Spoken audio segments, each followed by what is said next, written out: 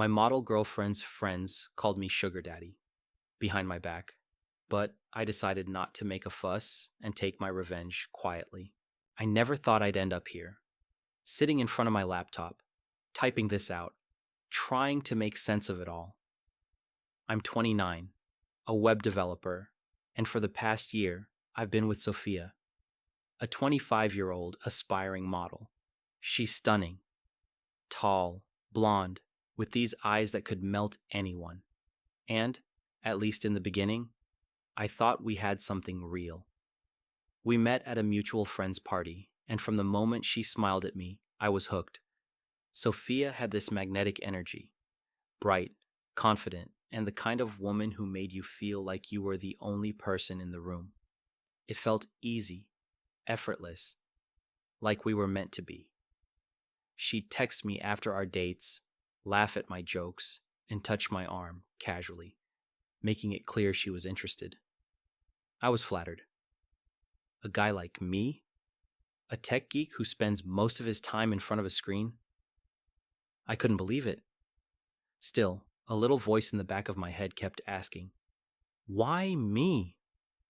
I mean, she's a gorgeous model in the making, and I'm just a guy who codes all day.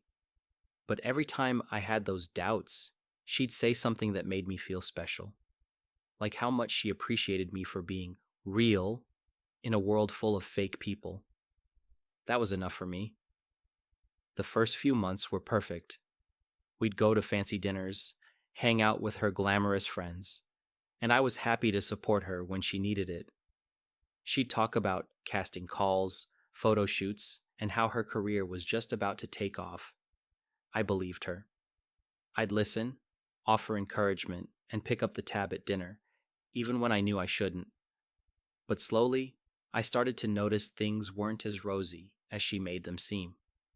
She wasn't booking those big gigs, and I could see the frustration building up in her. Still, she put on a brave face. As her career stalled, the focus of our relationship shifted. Sophia stopped talking about her dreams as much and started talking about us. She'd casually mention things like, "Can you picture us in a huge house one day?" Or, "We should totally travel the world together once I make it." I'd smile and tell her I believed in her, that I knew she'd get there. After all, I wanted to be the guy who had her back, right? But then, it started happening more. Sophia began relying on me more, not just emotionally, but financially. She'd mention how her rent was due, or how tight money was, and without thinking, I'd step in and help. It wasn't a huge deal to me at first. I loved her and wanted to be there for her. But deep down, I couldn't ignore the growing feeling that I was becoming her support system, rather than her partner. Then came the big moment. Around the 6-month mark, Sophia started talking about marriage. At first, I thought it was a joke. But then she started getting serious, talking about wedding venues, dresses, and what our life together would look like. I was so smitten, so caught up in the idea of us, that I didn't even question it. Maybe I was rushing things, but I was in love with her. Or at least, I thought I was. So, a month later, I proposed. She said yes, of course. For a while, everything was perfect. We talked about our future, the house we'd buy, the life we'd share. I honestly thought we had something real, something unbreakable. But little did I know, everything was about to fall apart. And when it did, it was faster than I could have ever imagined. 3 months ago, everything started to unravel. It was one of those evenings where everything felt normal, like we were just living out the dream I had built in my head. Sophia and I had just spent the afternoon wedding planning. She was going over some Pinterest boards, showing me dresses and floral arrangements, her eyes sparkling with excitement. I could tell she was enjoying the whole process, and honestly, so was I. We were getting married. This was happening. But that night, something shifted. I was in the living room, scrolling through emails, while Sophia was in the other room with her friends, talking about wedding details. I hadn't intended to eavesdrop, but as I listened to their conversation, I started to feel like something was off. I caught bits and pieces of what they were saying, laughing, giggling, the kind of tone you get when you're joking around with friends. But then, Sophia's voice cut through, and what I heard made my stomach drop. "She's so lucky," one of her friends said, "that he's paying for everything. You've totally bagged a sugar daddy." And Sophia laughed. I heard her laugh, and it was like a punch to my gut. "I mean, it's not like I'm complaining," she added, her voice dripping with sarcasm. "I've got the perfect setup. Why would I work when he's already doing it for me?" My heart sank. My brain couldn't process what I had just heard. Sophia, my Sophia, was talking about me like I was a joke, like I was just some guy to pay her bills and help her make it. The way she mocked me, my looks, my insecurities, everything I thought we shared. It crushed me. I stayed quiet, frozen, listening to the rest of the conversation. She and her friends continued to joke about how lucky she was to have me, and how it was so easy to manipulate me into thinking everything was great. The worst part? She wasn't even trying to hide it. When they finally left, I sat there in shock. I should have confronted her right then and there, but I didn't. Instead, I decided to play it cool, to act like everything was fine. I told myself maybe it was just a joke, something said in passing. Maybe I was overreacting. But deep down, I knew I wasn't. That night, I barely slept. All I could think about was how naive I'd been. For months, I'd been pouring my time, energy, and money into this relationship, thinking I was building something real. But now, I saw the truth. The next few days were a blur. Sophia acted like nothing had changed, still all smiles and excitement about the wedding, talking about our future. I wanted to end things, to tell her what I overheard, but I couldn't bring myself to do it. Not yet. I wasn't ready to face that truth, but I knew one thing for sure. Things would never be the same. But here's where I made the decision that I'm still not sure was right. I decided to play the long game. Instead of confronting her, I took a different approach. I had heard Sophia's true feelings about me, and it hit hard. I figured if I ended things then, I'd just be another guy who got hurt and walked away. I didn't want to give her the satisfaction of knowing she'd won, of knowing she could make a fool out of me. I kept up the facade. I acted like everything was fine, like I was still all in on the wedding plans. But every time she talked about our future together, every time she mentioned the life we'd build, I couldn't help but feel hollow inside. It was all a lie. The truth was, my feelings were gone. The Sophia I thought I knew, the one I was supporting, the one I thought I was in love with, wasn't the same person anymore. Instead of confronting her, I started to quietly make moves behind the scenes. There was one thing I knew for sure. Sophia had always kept me from helping her cousin Hannah. Hannah, who was also an aspiring model, had been struggling just like Sophia had, but without the same connections. I could see Hannah's potential, and I wanted to help her. But Sophia always shut it down. She said it'd be awkward if Hannah started getting gigs before her. She didn't want any competition. But after what I heard that night, I didn't care about the competition anymore. I didn't care about Sophia's feelings. I wanted to do something that felt right for once. Something that didn't involve using someone, or pretending everything was okay. So, I reached out to Hannah. I offered to connect her with some industry contacts I knew through Sophia's connections. She was hesitant at first. She didn't want to step on any toes, but I convinced her it was her shot. She took it. And then something amazing happened.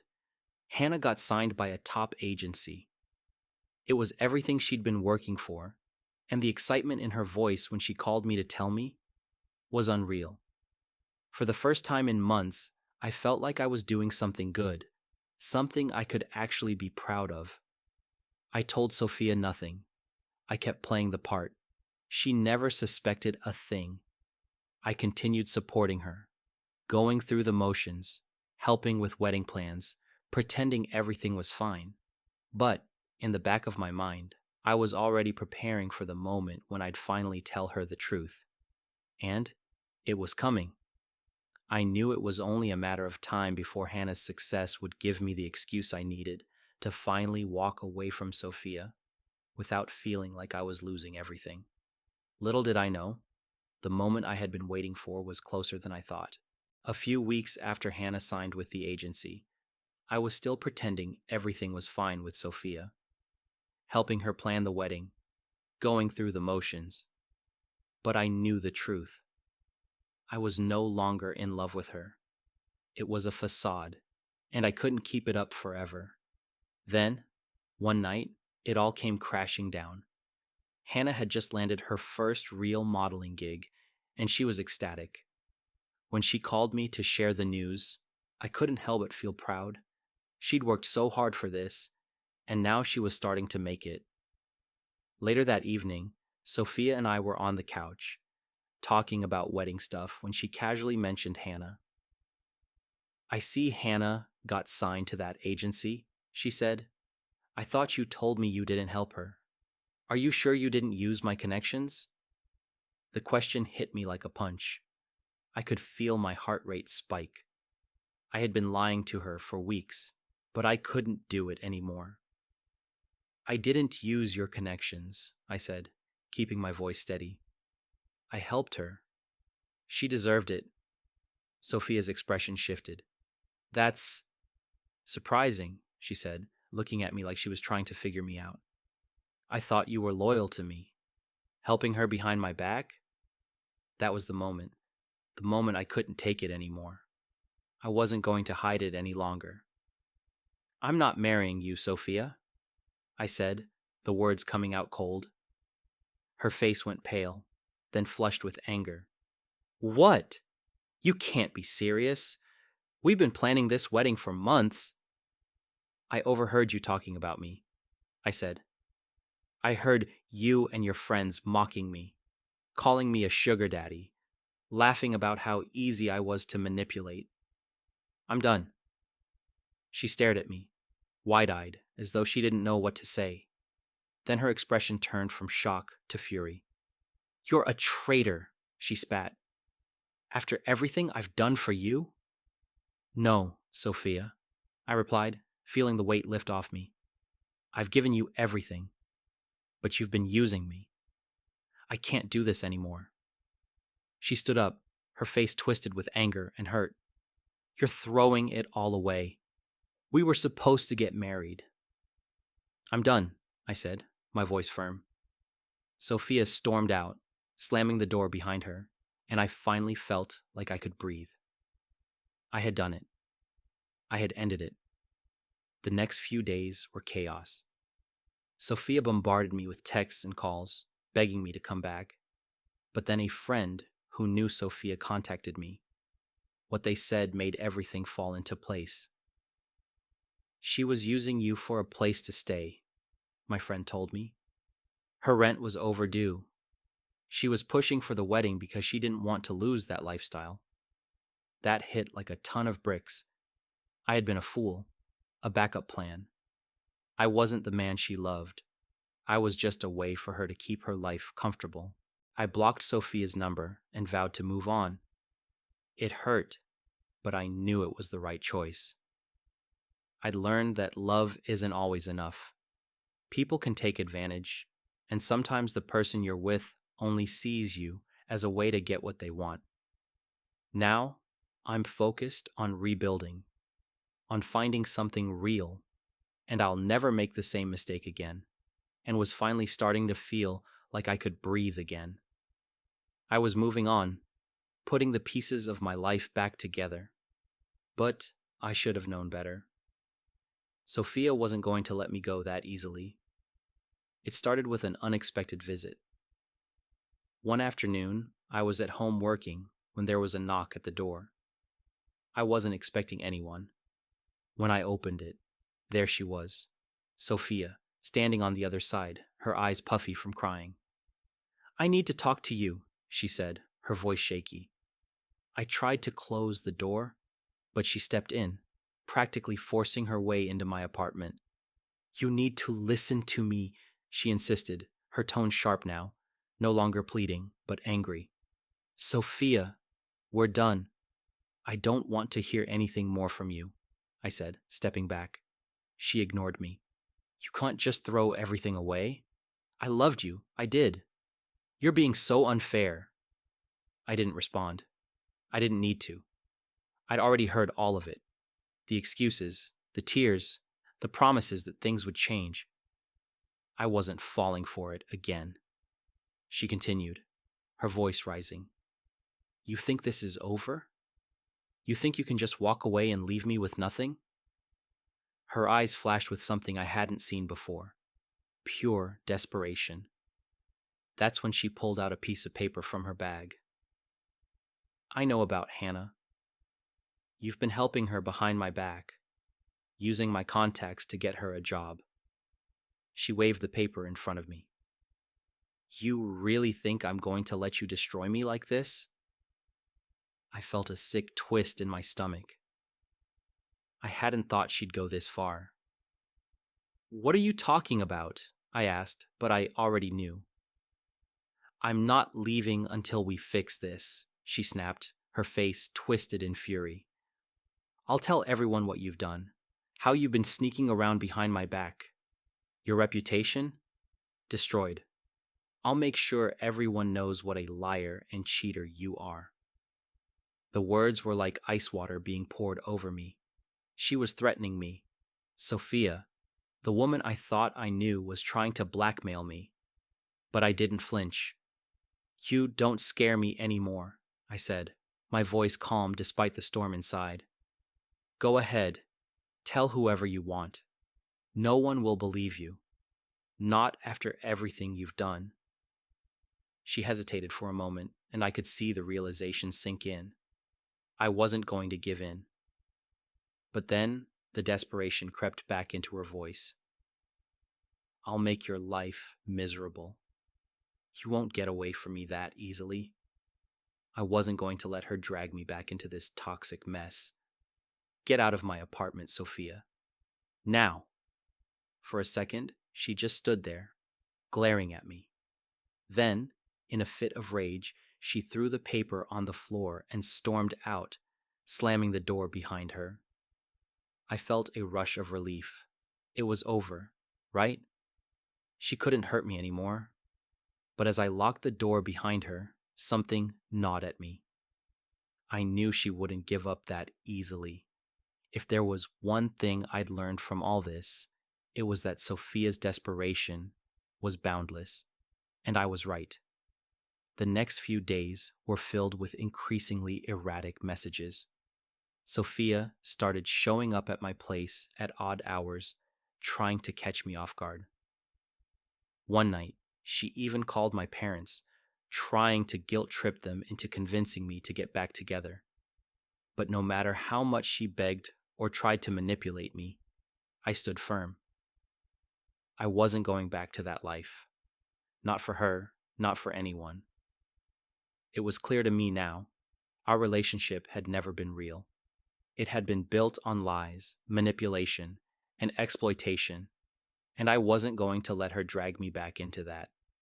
So I blocked her on everything. No more calls, no more texts. And when she showed up at my parents' house, I filed for a restraining order. The truth was, I was finally done. I wasn't going to let her manipulate me anymore, no matter what she threatened. I had learned my lesson the hard way, but I wasn't going to repeat my mistakes. Now, it was time to focus on healing, on getting back to a life where I wasn't someone's pawn. I was free. Finally. A few weeks had passed since I filed the restraining order, and for the first time, I was starting to feel some sense of normalcy return. I was diving into work, reconnecting with friends who had actually been there for me, and slowly putting everything that had happened with Sophia behind me. But, of course, just when I thought I was moving on, she showed up again.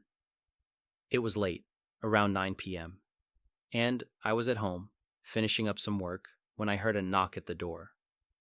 I wasn't expecting anyone. When I looked through the peephole, my stomach sank. There she was, Sophia, standing outside, her face red and blotchy from crying. Reluctantly, I opened the door. "What are you doing here?" I asked, not even trying to hide my frustration. "I need to talk to you," she said, her voice trembling. I had already made up my mind, but I stepped aside, letting her in. She walked through the door like she was about to start a conversation, but in my mind, it felt like the end of the line. "Sophia, we're done. I don't want to do this anymore." She ignored me, her voice shaky as she started to speak. "I know I messed up, okay? But I need you to understand. Please. I just need closure." I couldn't hide my anger. "Closure? What about the closure you gave me when you showed your true colors? You used me, Sophia. You used me the whole time." Her eyes welled up with tears again, and her words tumbled out. "I was scared. I didn't know what to do. I didn't know how to deal with you. With Hannah. I didn't want to lose you." I almost felt a pang of sympathy, but I pushed it away. "You didn't lose me, Sophia. You pushed me away. You never cared about me. You only cared about what I could give you." She blinked, like the weight of those words was finally hitting her. "You're throwing everything away," she said quietly, almost pleading. "We were supposed to get married. We were going to build a life together." I shook my head slowly. "You were never marrying me. You were marrying a lifestyle. You were marrying the stability, the safety, the money I could provide. It wasn't about us." Her face twisted with frustration, as though she didn't understand why I couldn't see it from her perspective. "I loved you," she muttered through her tears. "I just didn't know how to handle everything. I was terrified of losing you. I didn't buy it. No, you didn't love me. You loved what I represented. You loved the way I made you feel safe. But you never loved me." She sank to her knees, her sobs louder now. "I'm sorry," she cried. "I didn't know how to live without you. I messed up." I stood there, watching her, the words I needed to say coming into focus. "I'm sorry too, but we're done. This is over. You need to move on, and I need to move on too." For a moment, she just sat there, broken, staring at the floor as if she couldn't quite believe it. Then, without another word, she stood up, wiped her tears away, and left. When I closed the door behind her, I finally exhaled. It was over. I'd said everything I needed to say, and I wasn't looking back. I wasn't going to get pulled back into that mess. There was no more manipulation. No more pretending things were fine. The next morning, I blocked her on everything. Text, social media, email. I had to cut the cord completely. The past was done. Sophia would have to figure things out on her own. I couldn't save her, and honestly, I didn't want to anymore.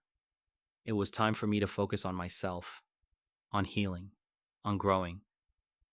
And for the first time in a long time, I finally felt free.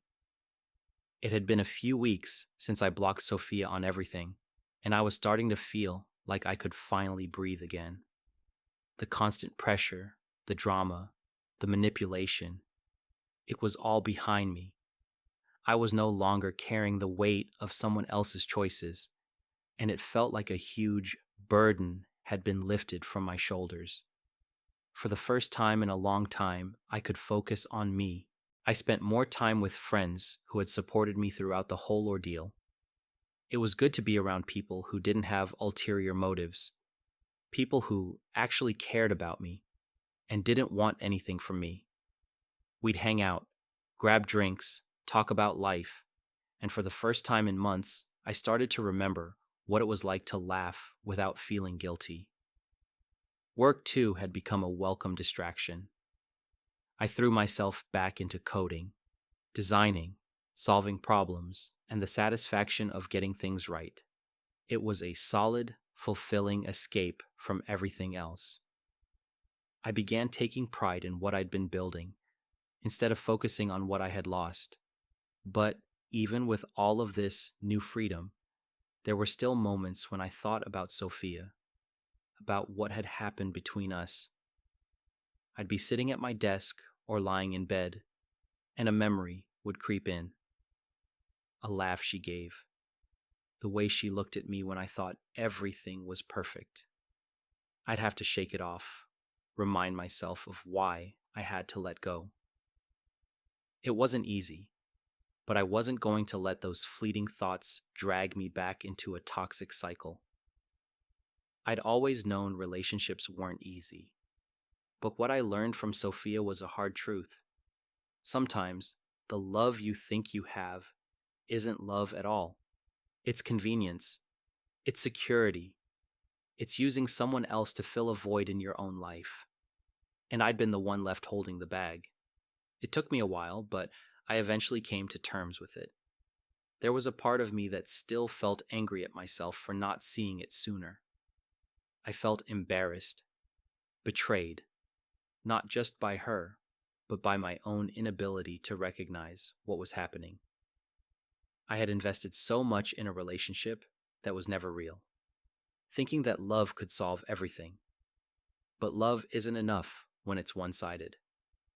Still, over time, I started to let go of that anger. Holding on to it only kept me stuck in the past, and I was done living there. I couldn't change what had happened, but I could control how I moved forward, and that's when I started to see the real growth. I began rebuilding my sense of self-worth, not by how much I could give or how much someone else needed from me, but by who I was, independent of anyone else's expectations. I realized that I didn't need a partner to feel validated or loved. I could be enough for myself. Eventually, I started dating again.